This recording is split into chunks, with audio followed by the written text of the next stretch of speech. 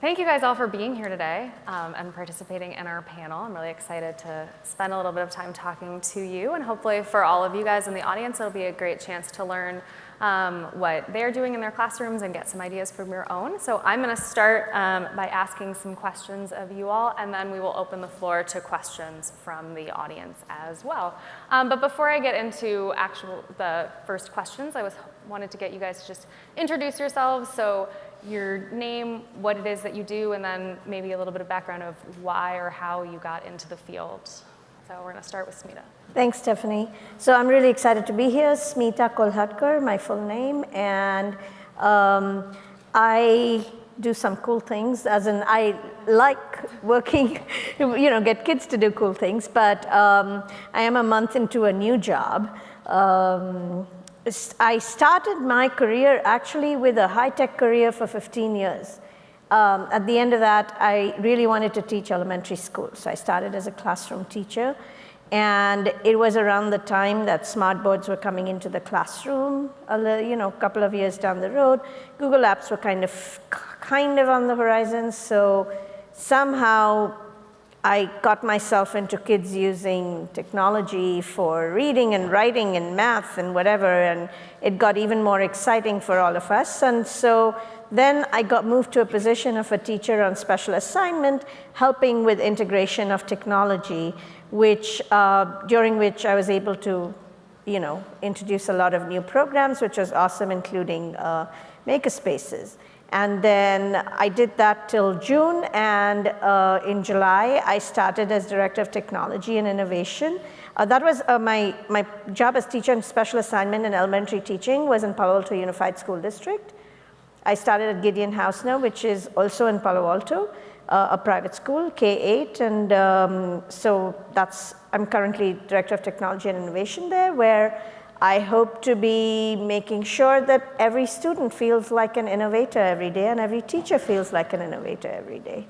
So that's in short introduction. That was the only question, right? Yeah.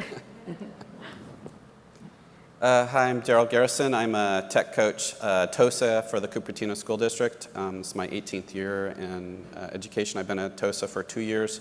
So for 16 years, I taught 4th, 5th, or 6th grade. Started out with ELD. My background as far as technology, I went to San Francisco State conceptual design department, which was using computers in the arts. Then in the 90s, I was doing the multimedia studies program, learning programming in Lingo, Vermal, if anybody knows Vermal, and a few other things. And then got into education. I come from an educational family, so right off the bat, I wanted to use technology in the classroom. Unfortunately, Cupertino, even though it's Cupertino, and I was at a school actually right next door to Apple. There was minimal hardware available. Not a lot of interest from the parent community, actually, even though a lot of the engineers sending their kids.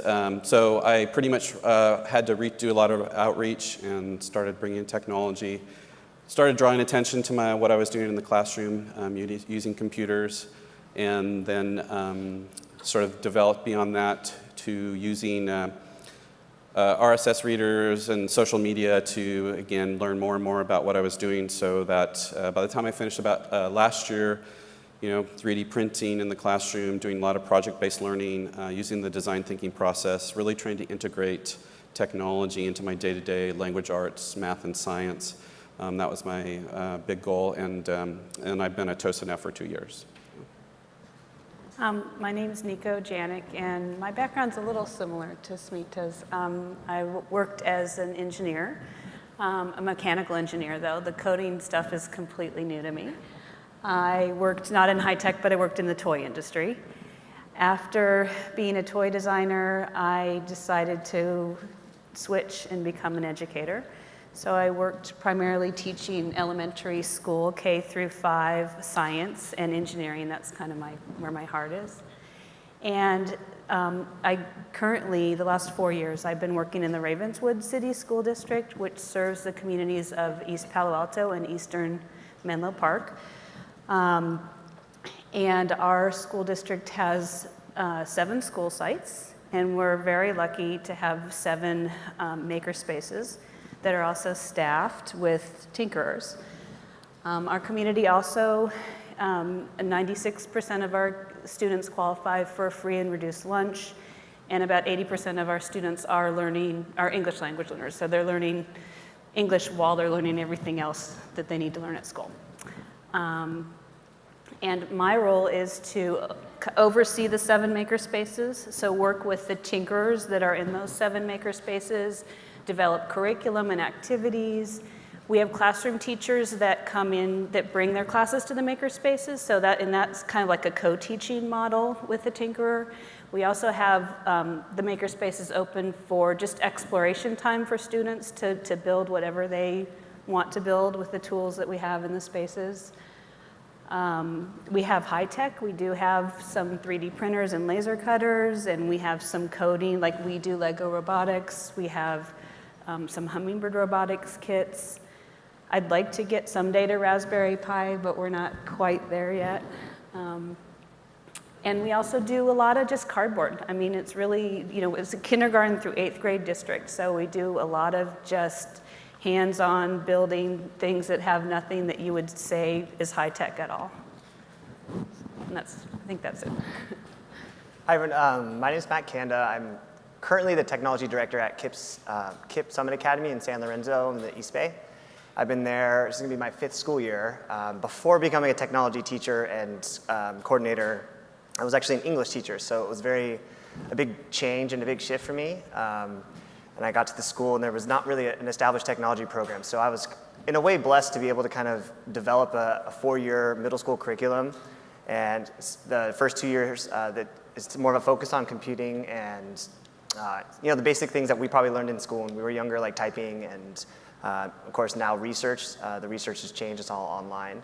And then in 7th and 8th grade, it becomes more of like a computer science course. That's where they're learning to program. They're learning they're learning basics through electronics. I have a set of Raspberry Pis and Arduinos and a lot of other goodies for them to get their hands on it. And I'm actually in the process of shifting the program into a makerspace as well. So this coming year, my 7th and 8th graders will be taking a makers course.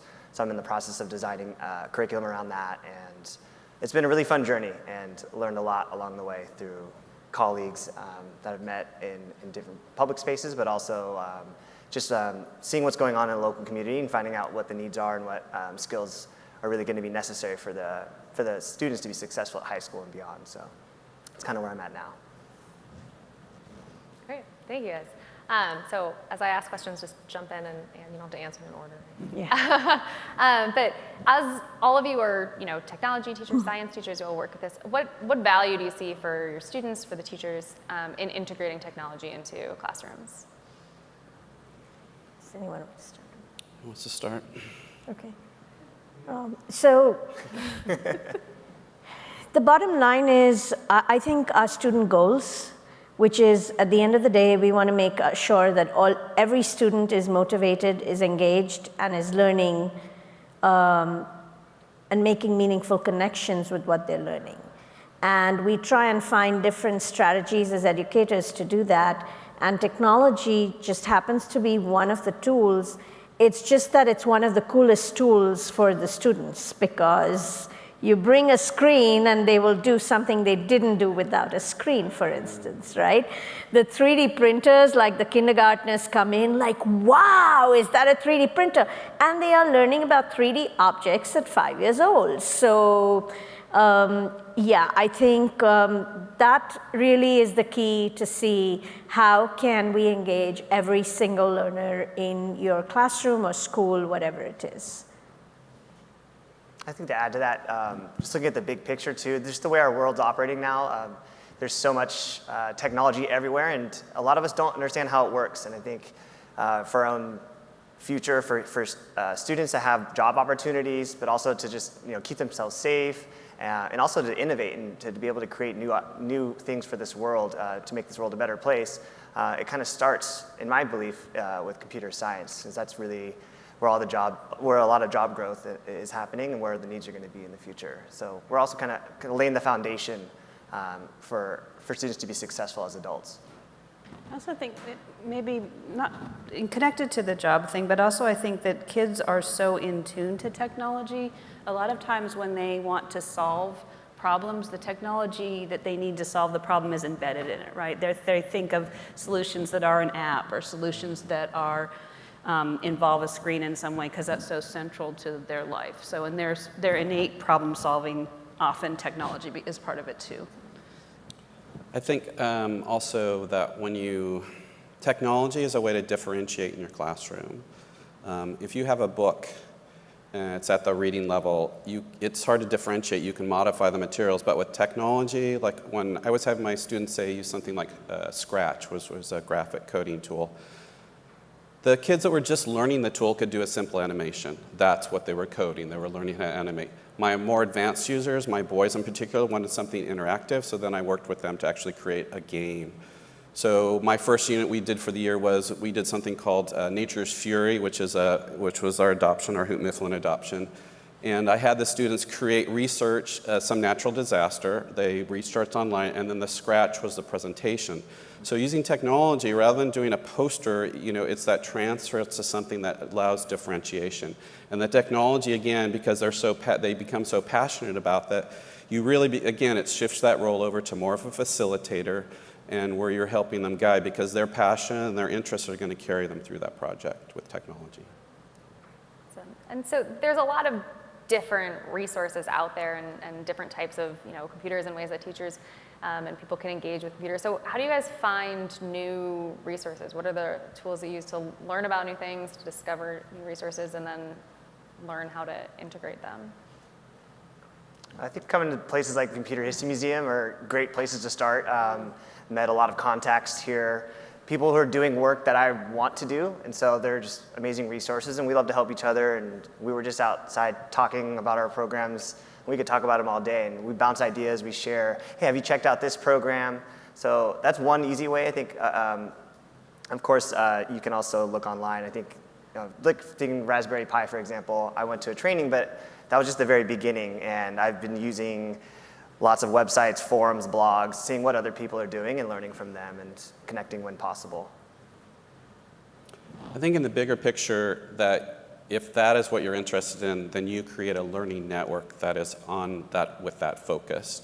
So for instance, we're all familiar with Twitter, there are hashtag conversations that happen weekly on that topic. If it's computer science, if it's Raspberry Pis, you tap into those and you follow those conversations. You set up an RSS reader so that you have all the blogs.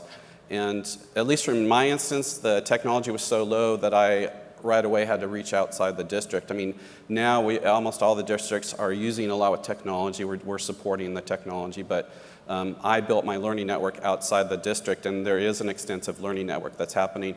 The face-to-face also is important. You can go to the Q conference in Palm Springs or the ISTE conference that happened in San Antonio. There's going to be the Q conference up in Napa. Those are great places to have that face-to-face, just the same with there. So I'd say social media and the face-to-face are really the key ways I've used. So Derrall just mentioned a whole bunch of places that have conferences, and Matt mentioned the Computer History Museum. All of these are great places to start. What happens with these is more than just going online and checking for a resource, is that an educator is telling you whether or not it worked with their students. Because it's always, the technology can be cool, but if it doesn't work with the kids, then the technology is not really useful in the classroom. So it really helps when we connect with all of these educators to see if that technology is meaningful. Like if you take, for instance, virtual reality, it's awesome, but everyone still has to find meaningful uses and connections with the kids in the classroom versus it just being cool. So besides that, I do happen to be board member of Silicon Valley Q, which is the local chapter of Q. Every March, we hold a local conference, which is inexpensive.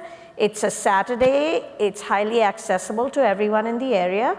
And through the year, we will be hosting events. So look for Silicon Valley Q. If you go online and get membership on there, then that's a great way also to connect with educators who are just starting out with technology integration.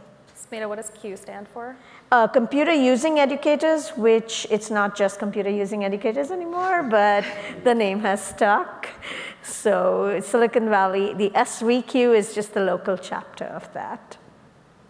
I also would like to give a shout out to SVQ. I think they're an amazing organization, and I was sort of intimidated because I'm not a computer scientist, and it had the word computer in it, but I did sign up, and I think they have great resources. Another thing that's wonderful about the event that Smita mentioned in March is it's teachers that are showing you actual work that they're doing in their classrooms with kids. So I've gotten amazing connections and resources and just straight ideas that I've stolen and taken into classrooms at that event. So. And just to dovetail, so they have a mini grant that they offer in the spring. It's a $1,500 grant. And whatever you get with the grant, you can take with you. It's not, doesn't have to stay at that school site. So I got something called Little Bits, which were these small electric circuit. And so I was able to do digital storytelling using little bits through the Silicon Valley, the Q grant. So just a little. That is cool. Yeah, it's fun. Great. I'm going to open it up for questions in just a moment. So if you have any, be thinking about what questions you might want to ask. But before I do that, one more question for you guys as a panel.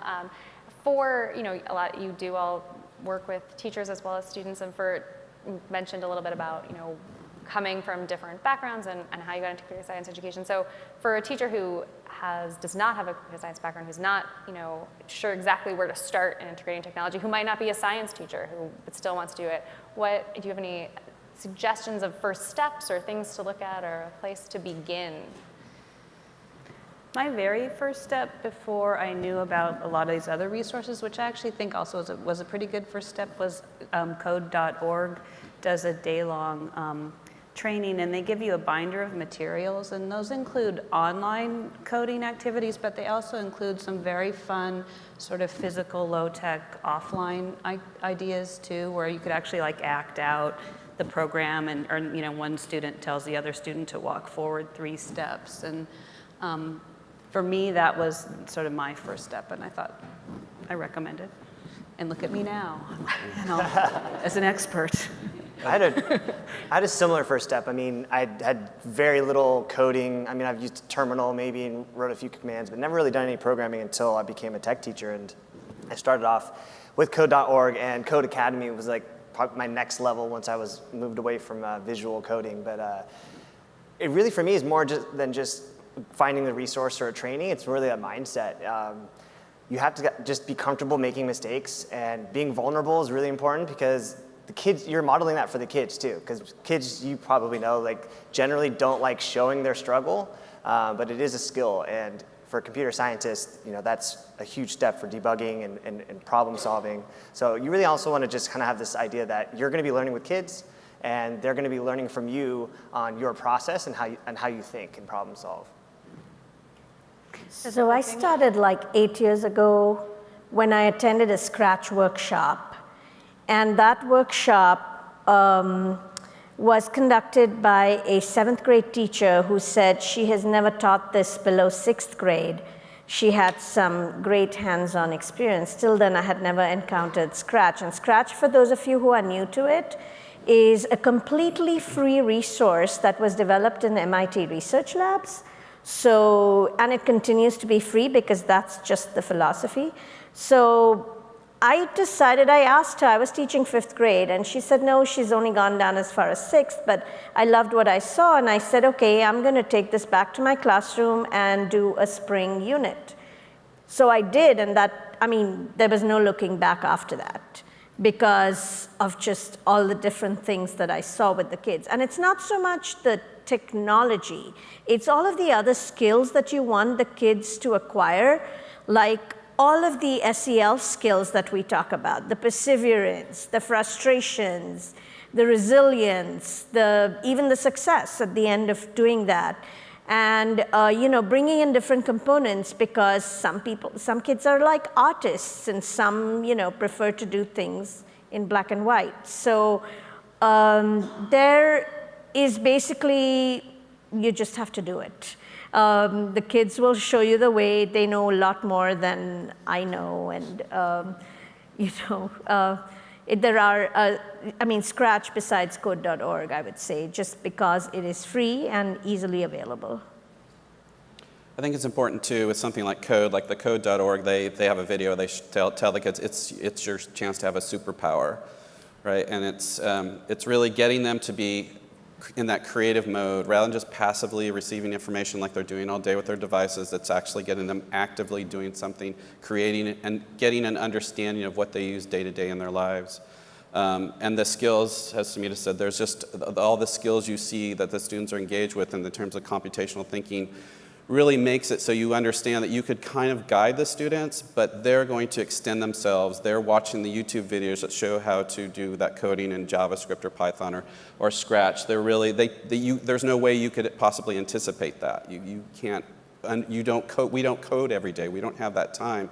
And you're going to have the kids dedicated to spending 2 or 3 hours a day if you let them to learning that tool and extending themselves with it. So I find it amazing once you see that coding taking off in your classroom.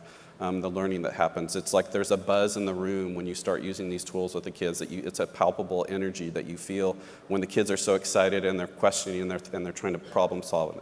It's amazing. All right. So someone has a microphone, Kate? Yes, so for anyone who has any questions, we have a few more minutes. So raise your hand. We've got mics on both sides of the rooms, and we will come to you.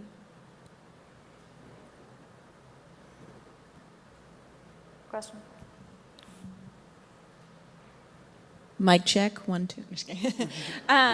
Do you guys teach computer science in isolation, or do you integrate it into the Common Core or next generation science standards? My school district right now doesn't really teach computer science just as an end, or as kind of like for the sake of computer science. I actually think it'd be nice if we got to that level someday. But the computer science and the Scratch that we do is usually connected to an outcome that they want, or they want to build a robot that does something, or they want to build a game that does something. So for my context, we don't have like a computer science elective or anything. And my district does only go up to 8th grade too. But that's on my list of someday would be nice to have. Yeah, I'm in a similar situation. It's not taught in isolation at the middle school. I'm through KIPP Bay Area School, so we have like 15 schools in the Bay Area, and only 3 schools I think have an AP Computer Science course, but the students have nothing to kind of prepare them for that course in high school. And so right now I'm currently I started off as after school, just kids who were curious, and then it became a unit of study in my class, and now it's going to be very much integrated into the Maker class. So I wish it was a class that was offered. I know that is something that the KIPP Bay Area region wants to do, so I just hope it happens soon rather than later. I just want to say it's going to change. So we're going to have the first draft of the computer science standards, K-12, coming out. That first draft is next year. California is drafting it currently. So teachers are going to have to deal with that, like how it gets integrated and if it's a standalone or how you handle that. So I am going to Sacramento next month as part of the Computer Science Advisory Committee for the standards. And we will be able to figure out if, it's going to be part of it or standalone. But so far, what I have done is standalone concepts that are taught, and then time for them to work on computer science when they want to work on those activities, because we finished teaching those concepts. And I used to run a noontime coding club, because noontime for me was more when I could access every kid, not so much after school. But computer science is not still adopted within Palo Alto Unified. I mean, we're still working on that committee there. In my new school also, it's not computer science standalone. I do have a friend who teaches computer science standalone in Los Altos. But that's at 6th grade.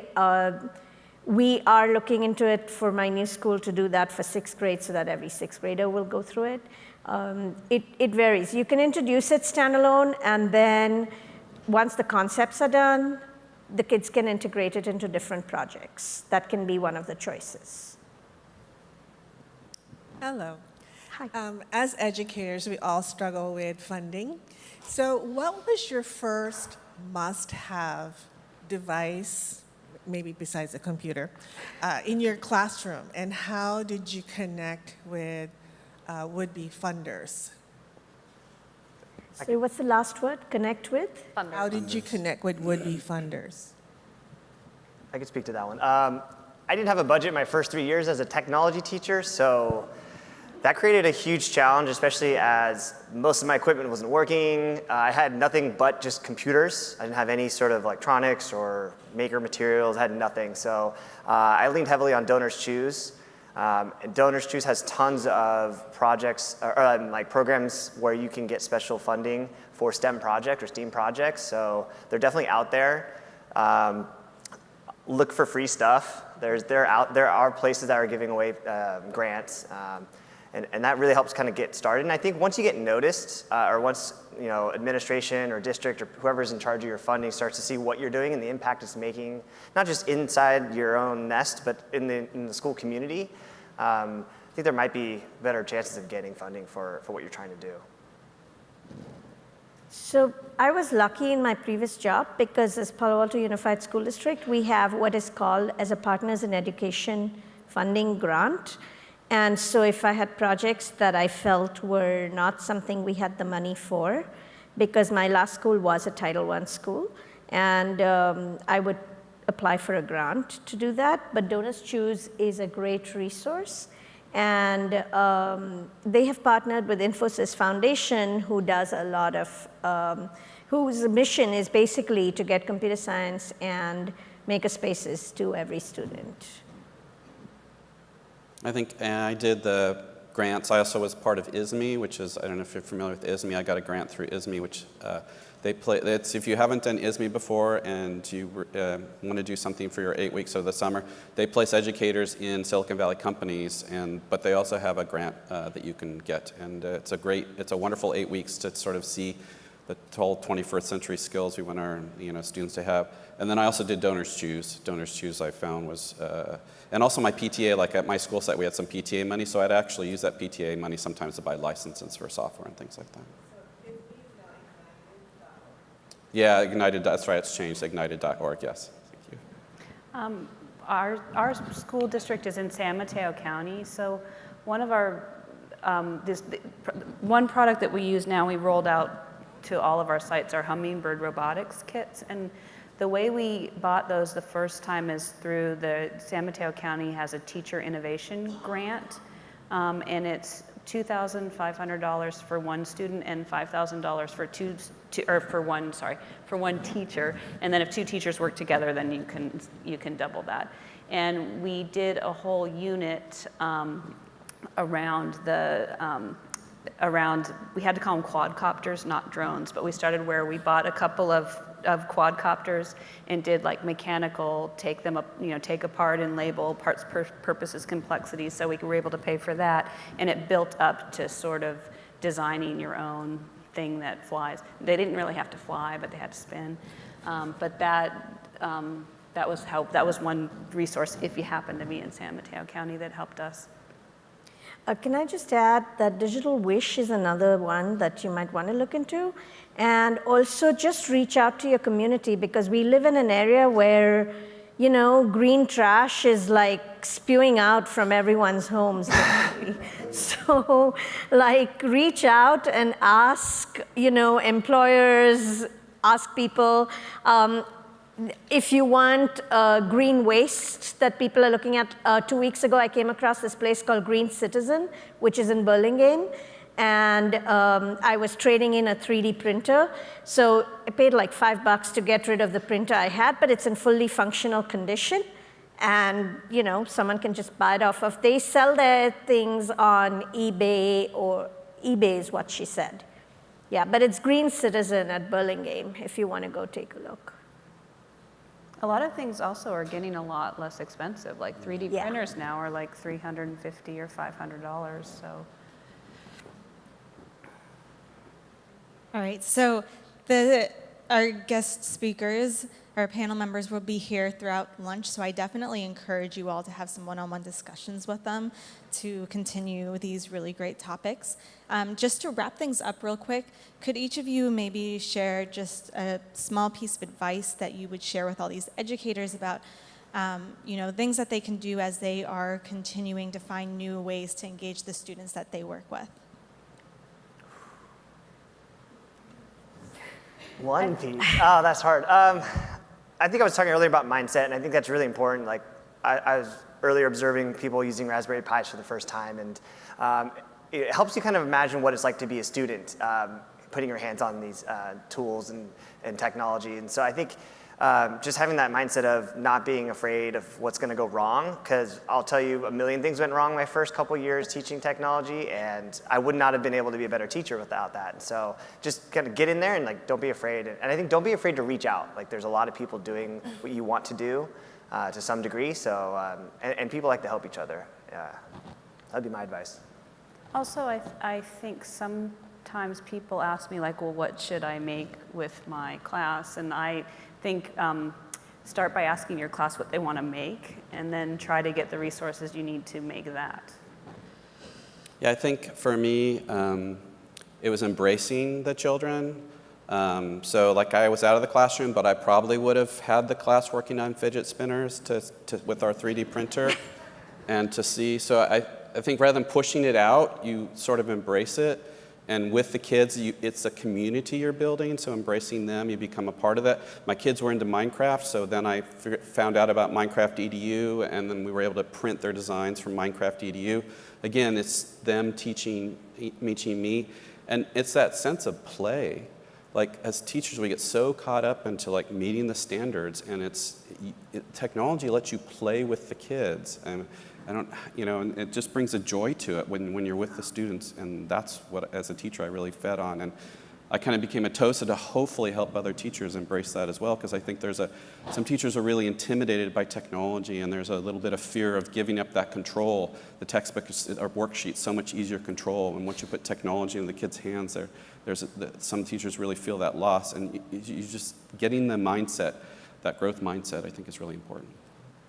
So to add to all the great things that the three of them have said, I'd say involve the students every step of the way. They can make some wonderful decisions for us, and I think we sometimes tend to underestimate what they can do. So involve them.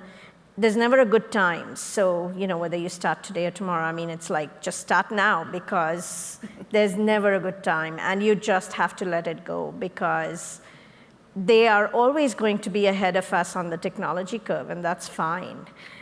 Because as long as the goals are being met and you know that they engage, and you never know, you're lighting a spark for the next Einstein or, the next Da Vinci or whoever. So yeah, that's what I would say. Thank you. Thanks. Thanks. Thank you.